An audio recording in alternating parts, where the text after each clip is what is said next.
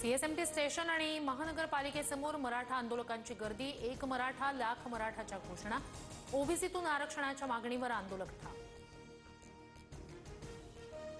तिसऱ्या दिवशीही आझाद मैदान परिसरात मराठा आंदोलकांची मोठी गर्दी। आरक्षण घेतल्याशिवाय माघारी जाणार नाही, आंदोलकांकडून स्पष्ट।